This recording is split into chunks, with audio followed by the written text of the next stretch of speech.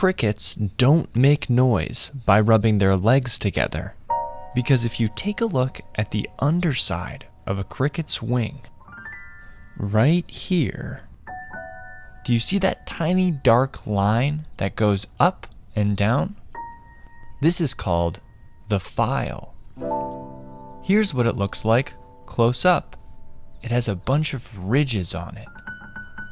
Think of this file as kind of like a gyro, a Latin percussion instrument with a bunch of ridges on it.